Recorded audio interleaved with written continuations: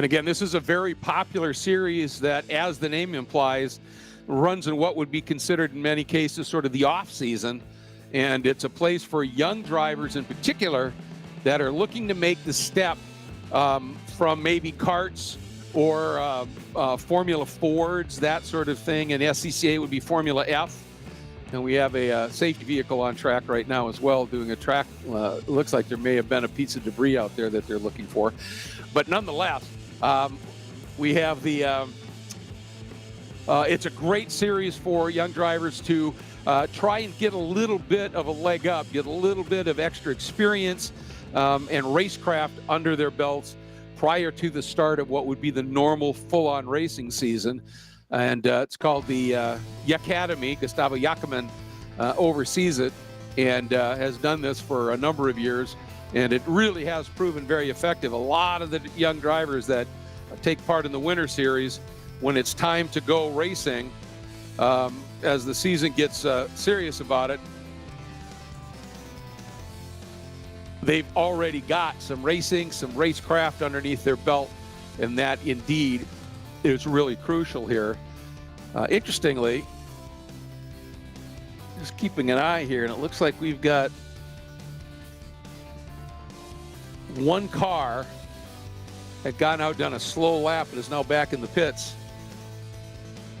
But there's a huge group of cars down there, and I think maybe that one snuck out, because we did have that safety vehicle out on the track.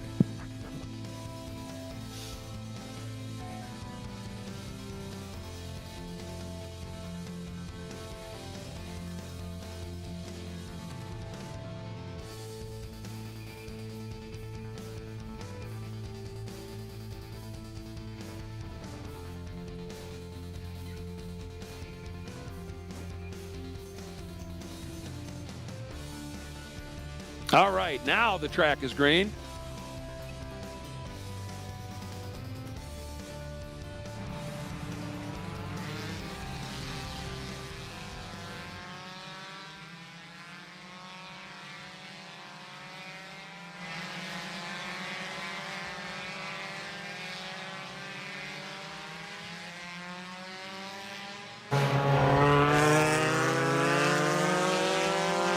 You can see we've got what, with the certain light conditions here, the clouds actually look in spots a little angry. Not to worry, every forecast I've looked at, and of course in this day and age, what the weather's going to be depends on the app you're using, but every once in a while they all pretty much agree, and they're agreeing that today should be absolutely beautiful.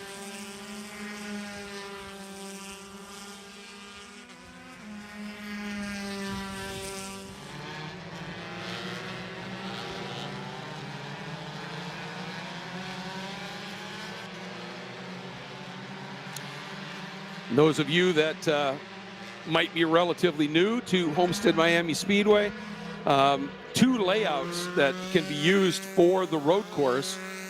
And the Winter Series, the YACademy Winter Series, are using the full, what they call Road Course A, or the full infield roval section, where your start-finish line is on the front straight of the oval. Then in turn one, you dive down into the infield, and you're carrying a huge amount of speed through turn one. Turn two comes up quick, and it's tighter than it looks. And you've got to be prepared for that. And then you get into the most serpentine, one of the most serpentine sections on the track, 3, 4, 5. 3 is a corner you want to give away on the exit. It's a long looping left-hander, but it's very tight and slow. And so the last thing you want to do is run a wide line through there. You just want to keep it to the apex, give up the exit a little bit. If you exit more than middle of the track coming out of 3, you're really compromising the run through 4, which is crucial to get out of 4 with the right line, so you can be flat through 5 and then all the way down into one of the big overtaking areas here, turn 6. Then out of 6, it's an increasing radius flow through turn 7, with the arrow on these cars probably pretty much flat through 7 into the hardest braking area on the track, turn 8. Which is really crucial to get that exit right. It's easy to overcharge turn 8 because it then blends right back up onto the oval section here at Homestead-Miami Speedway at what they call turn 9. It's just really a little flat out kink. But you've got to get out of 8 well, because you carry all that speed and momentum down through turn 10, which is a really tricky high-speed little blend down into the infield again, then into a really fast kink in turn 11. Then a pretty good stomp on the brakes down into turn 12, which is a tighter left-hander.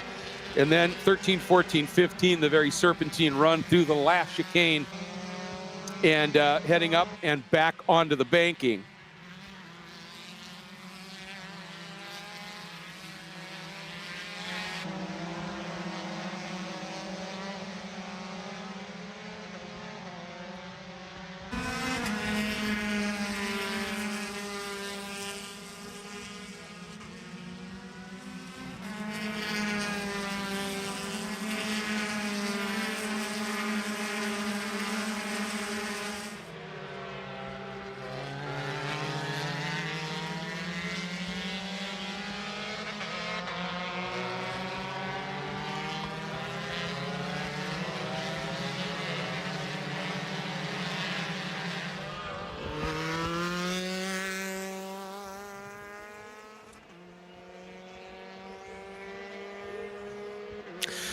So taking a look at current times, again, do remember this is qualifying.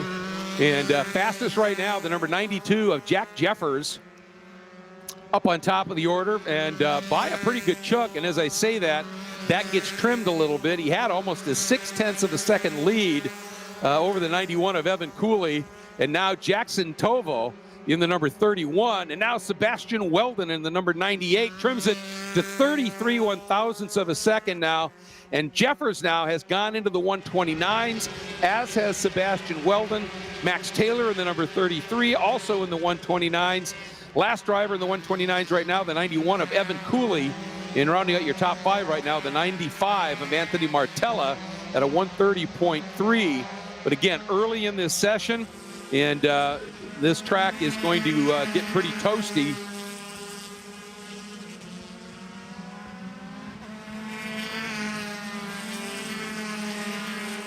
Eventually, but right now it's probably in pretty decent condition right now to really lay down some fast times, and that is precisely what we are seeing here. See the cars working through turn 8.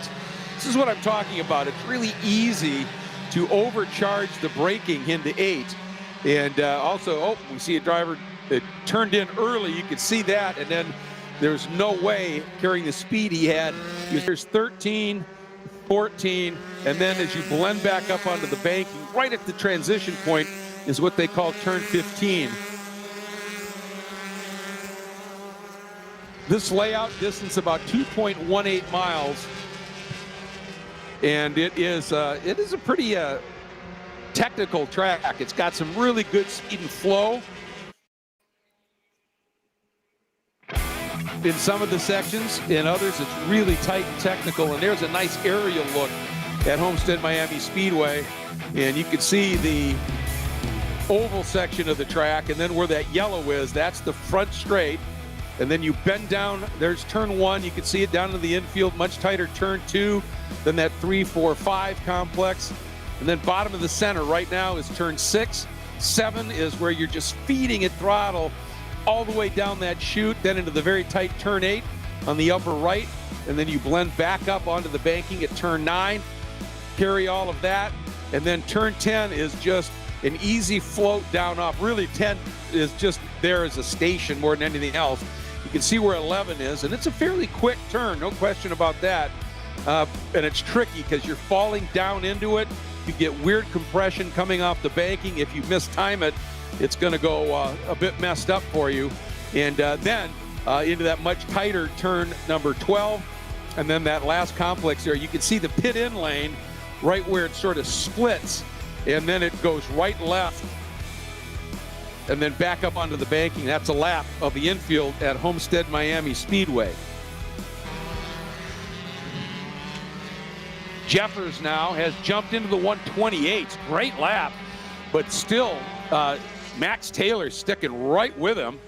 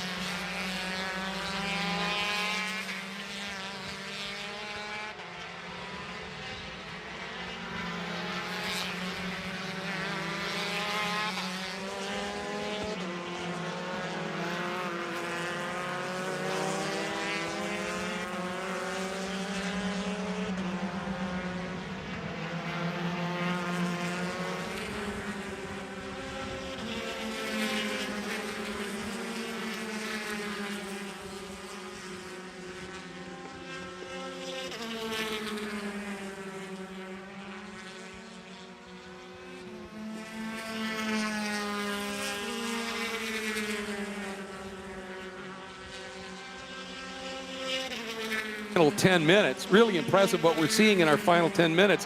Every time somebody closes in on Jack Jeffers, he responds and has just been doing a great job. It's Jeffers, Taylor, Weldon, Cooley, and our Euros in the number 3 now has gone around Jackson Tobo, pushing the 31 back to 6th. Then it's Leonardo Escorpini in the 55-7th, Timmy Carell in the number 8 in 8th, number 90, Joao Vergara up into 9th, and he just gets pushed back into 10th because Diego Gui, great lap in the number 12, just leapfrogs up into the 6th spot.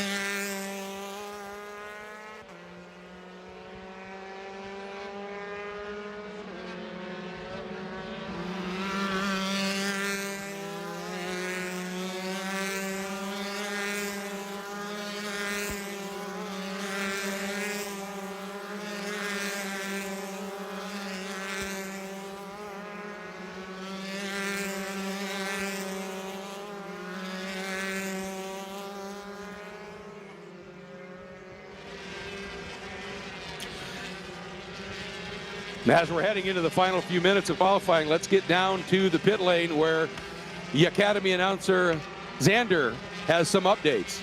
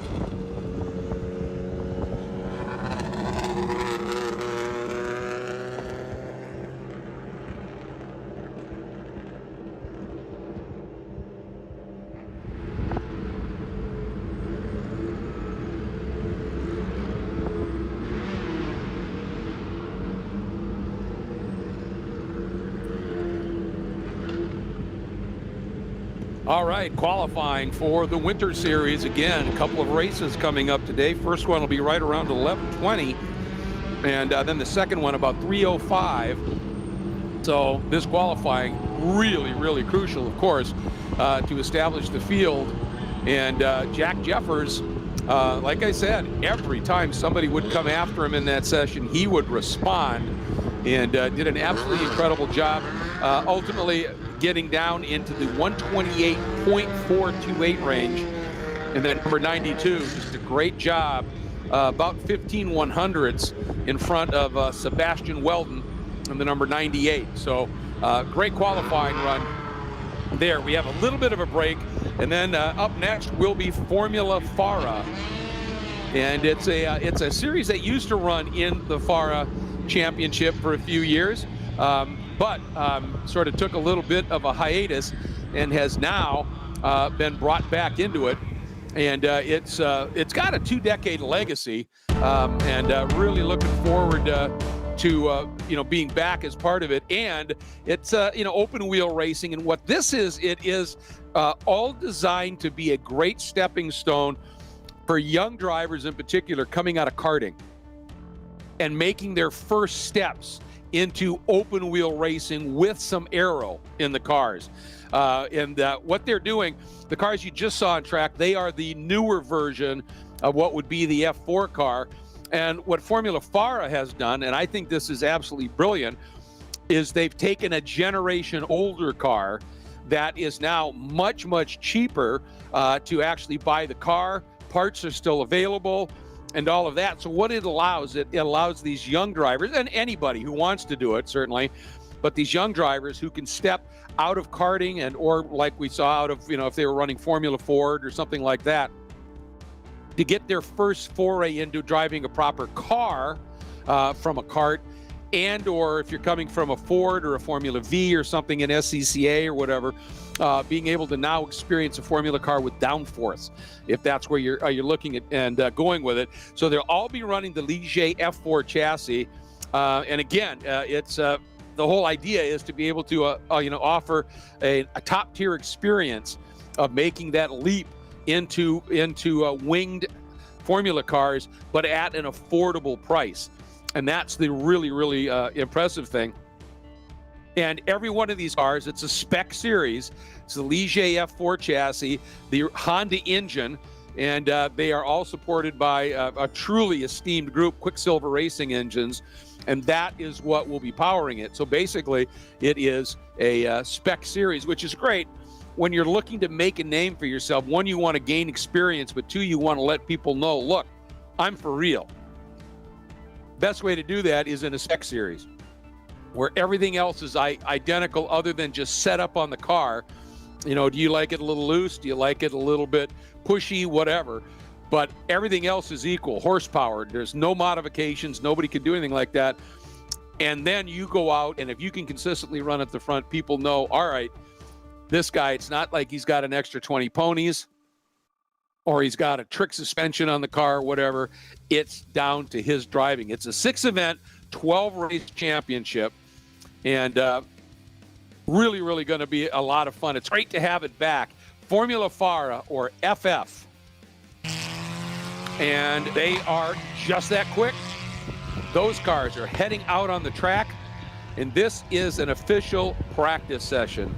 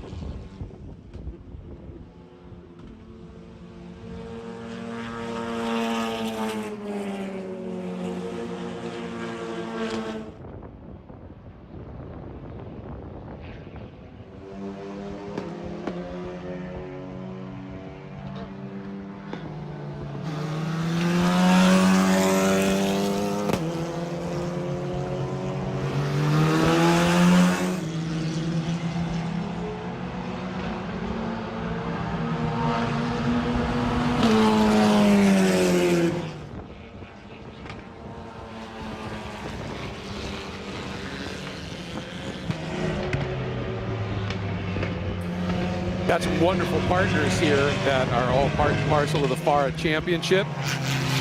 Got Garage Living, Fixie Wheels, and of course the official tire of the series is Hankook tires. Headquarter Mazda, a great partner of this event and this weekend. And as always, I see already they're starting to set up some fabulous food trucks will be out there during the lunch breaks and throughout the afternoon. Mission Foods is a big partner of racing in general, but certainly here. Pilsen, Sergio Spinning. It's a great group that have been with this championship now leading into their second year, and really appreciate it. And it's an interesting thing here. There's Chicago Atlantic as well. It's an interesting thing with this series.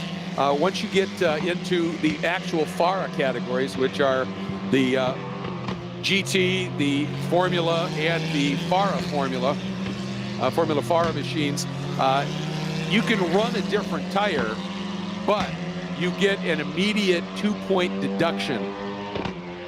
So you can run a different tire, but if you win, you'll get 2 less points than somebody who would win on Hankooks and the like. So it doesn't say you can't run a different tire, but since there is an official tire, there is a little bit of a penalty that is assessed. And if you're really good and you can continue to perform right at the front, you can overcome that. All right, and it is currently the session being topped, the number 11 of Cash Felber. And he has dropped, he's now at a 133.666 for the 11 of Cash. And that is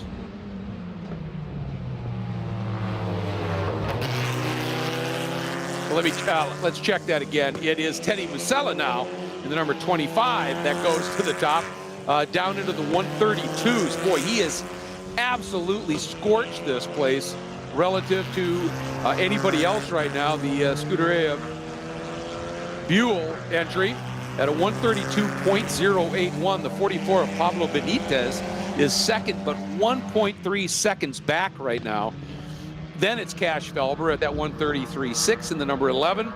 Then the number 12 of Mate Caceres at a 133.8. Rounding up the top 5, the number 2 of Roman Felber at a 135.7. Then the number 22 of Jake Pollock. Then the 7 in 7th is the 14 of JT Hoskins. And 8th is the number 8 of Yasir Beckham. 9th is 09 of Alex Bobadella. And 10th now is Alex Bobadella because we have a new fast car. First guy into the 131s, Gaston Irazu. The number 27 of Gaston Irazu at a 131.7.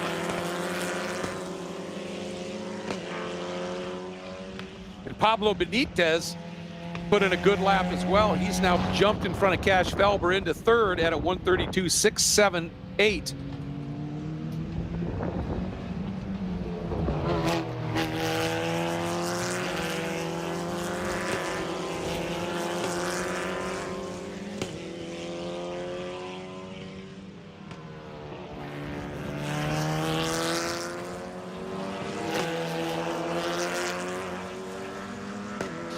Again, after this Formula FARA practice session, we'll have from 9:05 to 9:30 our first of our high-performance driving education groups. That's a non-competitive group. It's literally, as the name implies, people can sign up. You bring your personal car out, and you just have to make sure that you pass some safety requirements. But it gives you an opportunity to go out, and there are different levels. There's novice, there's intermediate, there's advanced. You go out and you just learn how to drive your car at some speed in a controlled fashion on a racetrack. From there you could say, you know what, I'm not enjoying this so much. I just rather watch. Or you could say, man, I'm loving this. And then maybe you buy one of the cars that'll get you into FARA racing itself. Maybe in the GT category, there's a group called Honda Wars, which is a perfect place if you want to start racing and do it without stepping right into super high performance GT1, 2, or 3 machines. You can step into a Honda Wars car. So it's about giving everybody, first and foremost, an amazing experience of getting out there, driving your car, learning how to control it at speed and in traffic and the like, and then giving you the opportunity to learn a little bit before you maybe step up and go racing. So that's what the high performance driver education sessions are all about.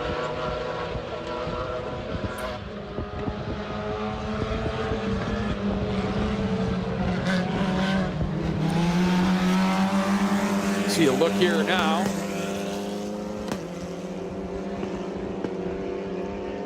As Gaston Irazu continues to top the charts right now. But I'll tell you what, Teddy Masella now has turned the wick up as well. He is within 17 100ths right now. Teddy Masella dropping into the 131s at a 131.18 to Irazu's 131.01. Then Mate Caceres, third at a 131.2. Jasir Beckham, the number 8, fourth at a 131.6. And the 44 of Pablo Benitez rounds out your top 5 at a 131.89. And he is the last driver down into the 131s.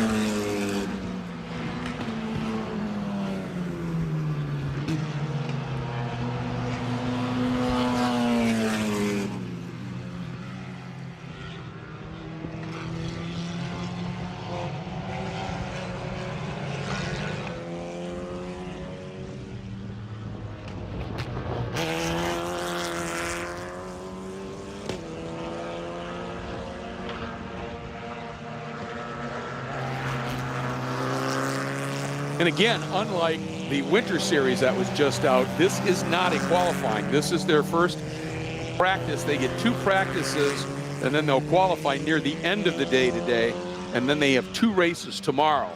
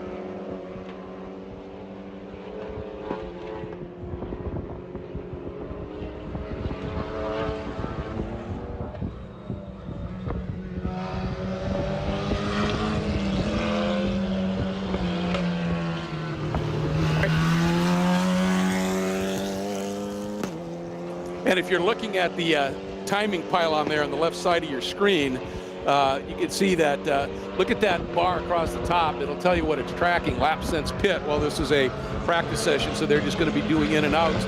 And you'll also see the team name, the description, and also it'll say last time. And that's just what they ran on the last lap. But just to clarify, it is still Gaston Irazu, the number 27 on top. And however, boy, I'll tell you, Mate Caceres just turned a stunning lap in the number 12. He's now within 26 1/1000ths of a second of Gaston Irazu. So, and you would expect these cars to be really, really close. And in fact, right now, the top 5 are covered by half a second in this practice session.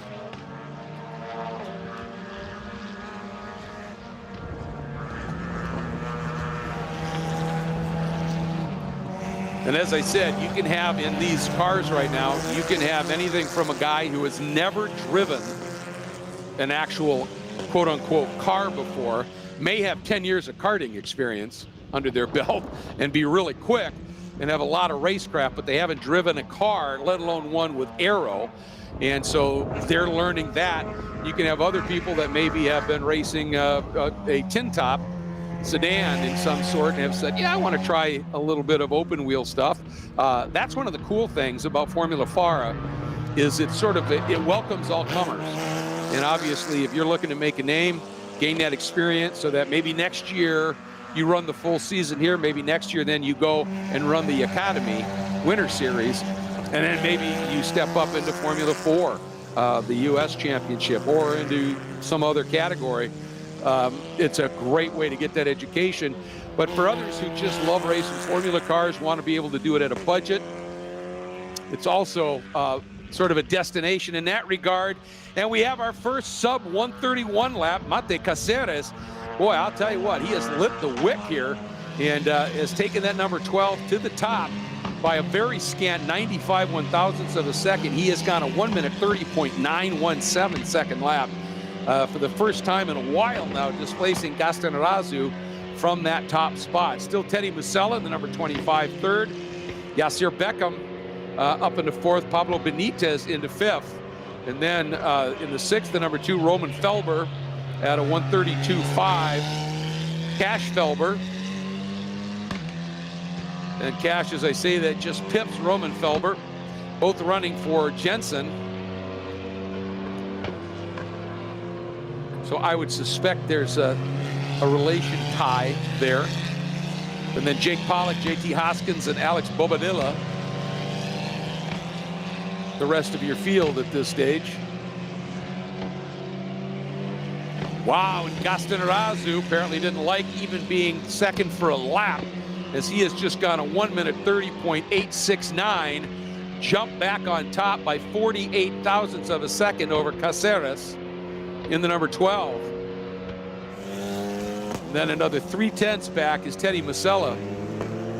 Are we getting a little foreshadowing of what we could be seeing come qualifying, maybe even race time, a battle between these two guys? Time left in this session, about 13 minutes to go. And do keep in mind, this is practice, it's not qualifying. So you're gonna see the drivers go out, put in a flyer or two, come right back in possibly as they're working on a setup on the car. And remember, like most tracks, it's a compromise to get around the track itself at its fastest. And you can set a car up where you're gonna be really good in the high downforce quick stuff, and you might be absolutely dog slow then in the tight technical stuff. And conversely, you can have that car set up so it's got great mechanical grip and bite in those tight technical sections, and it's absolutely a wash in the high speed stuff. So what they're dialing in here is, you know, the driver comes in, gives his input to the engineers. Then if you're looking at the pit lane right now, you can see those crew members leaning over the wall. Each car will have a car chief, and the driver can come in and say, you know what, it's feeling a little pushy, and I think I'm losing way too much time, say, in turn 1. So they'll maybe dial a little bit of wing into the, put some more wing angle into the front of the car to get more bite at the front. But every time you make one of those changes, it ripples through the entire setup on the car. So you need to be able to sort of anticipate those changes and go, okay, we're going to add a little bit of wing on the front. We may need to change the ride height just a smidge. We may need to change tire pressure. And it's remarkable how very small incremental tire pressure changes. I mean, I'm talking quarter pound of pressure. It seriously change the handling of the car, because you're adjusting the unsprung weight. And if you get that right, and obviously what's really important when you talk about tire pressure, the car is set up to be at its best at a certain tire pressure, and it takes heat in the tire to set that pressure. So you've got to get that tire warm, get your pressures set, and then be able to repeat that when you go out. And it's all these little nuances, and it's a difficult enough challenge in a car with no aero, no discernible aero. What I'm talking about, like a Spec Miata, right? Really there's no significant aero on those cars at all. And there's still lots of little changes and nuance you can make. Ride height, corner weight, all kinds of things. Now you add wings that generate what I like to call, and a lot of people give me a lot of hassle for, false grip. Because now you're managing air to generate grip that the car itself does not have. And so now you start throwing that into the equation. It's a whole different level of intricacy and setup variations and mutations you can have, and that keeps things quite interesting. And speaking of interesting, Gaston Arazu, he has just uncorked a mid 130. He's got a 1 minute 30.585 second lap, and that has taken the Scuderia Buell number 27 to the top now by about 3/10. And Yasir Beckham in the number 8, who's been right in that 4th, 5th for a while here, just turned a 130.9 and has jumped up into 3rd in under 4/10 off of Arazu's time. And that, for the first time, has pushed Teddy Musella out of that top 4.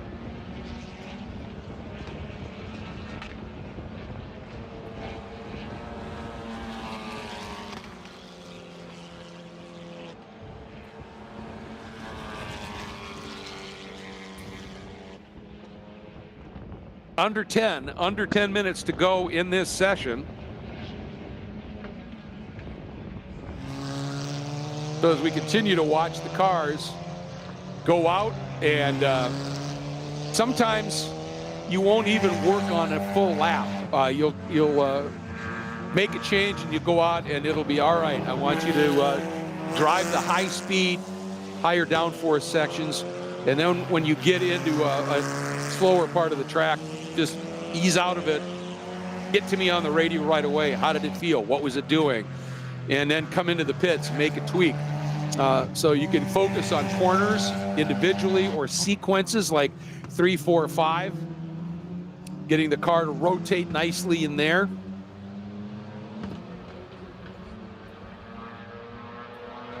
Oh, and we have a car at the exit of 5.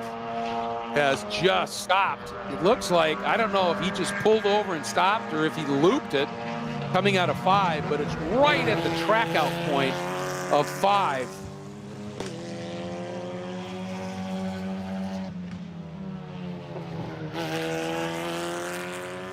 So far, everybody is staying tight to the left as they come through.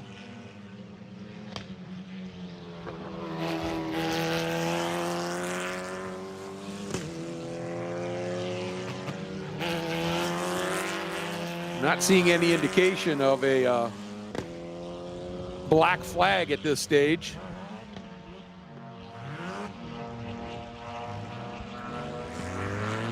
And their pin out is green, so the track remains green. But we do have a car that's right on the track.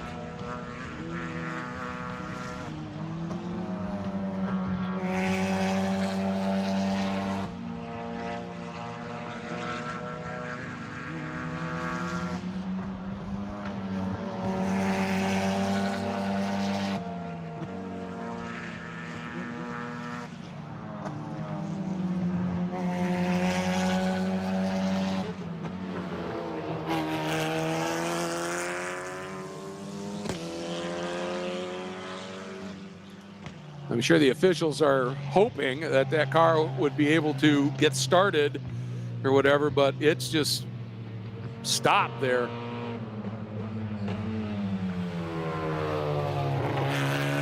When I was talking about all the different setup changes and the like, where the compromise comes in is in a car with aero.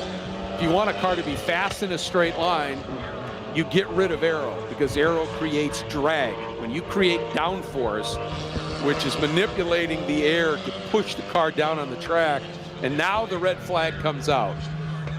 When you do that, you create drag. And it's kind of like, you know, picture when you're going down the road, every kid has done this, you stick your hand out the car window, and when you keep it nice and level, you don't feel a lot of resistance. The minute you move your hand up or down, you feel that wall of air and it pushes your hand. Well, that's drag. And so the more wing you run on a car, the more aero you run on a car, the more draggy it is. So if you're looking for speed in a straight line, you don't want a lot of aero. But say at turn 1 or at turn 11, where it's a fast turn and it's an open, fast corner, there you want lots of aero so that you can really keep that car, that speed up through that corner. So then you crank aero into it, you're going to be a little slower in a straight line. So you've got to come up with that compromise. The other part of the compromise is in the tight stuff, you normally want a car that does what we call rotates well. So it's got a real pointy front end. So when you turn the front end, and if you do it the correct way, you can use the brake, you can get the back end to pivot a little bit around the front, so you can go into a tight turn, and that back end will rotate, and you can straighten that corner out a little bit more. That's great in slow stuff. Last thing you want in a really fast turn where there is turn angle, where you've got to turn the wheel, is a really pointy front end, because that's when the back end snaps and you're going really fast now. So there's that compromise to work into the equation, and then everything else that you have to do to get there. That's what makes the engineers for these teams, one, they have to be able to communicate with their driver. And if you're in the spec series, you may be assigned to 2 or 3 cars. So you have to have the gift of being able to converse with 2 or 3 different drivers and understand how each one describes scenarios, understand what they're saying and what they're asking for, even if they don't know it. And when you're a young guy coming up, you may not, you know, yeah, it just feels like this. And what they're asking for is, I need more bite in the back of the car. But they don't know how to ask for that necessarily yet, based on experience level. So you've got to be able to deal with all of that. So, obviously the drivers, they're who we talk about and their achievements and all that. But to me, the true unsung heroes of the sport are the crews. It's one, they put in the long hours when the drivers are, if it's a big pro series doing PR duties or whatever, and the crews are at the track late and they're early in the morning. They build them not just fast cars, but safe cars.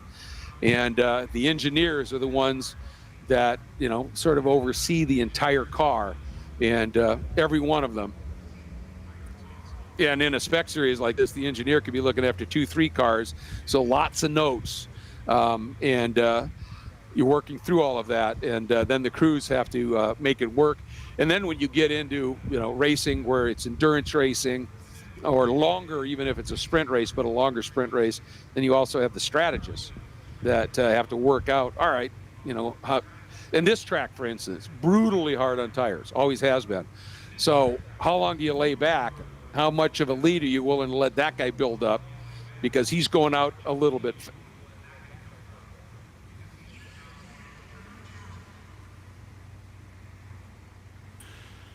So you've got a young guy that is going out too quick, and you want to have that strategist, and sometimes it's the engineer. They certainly can do both, saying, all right, let him go. He's going to burn his tires up. There's no way they can keep this up. So you now have to learn the art of discipline, which is part of racecraft, and not an easy thing for a race car driver, because it's all about going fast.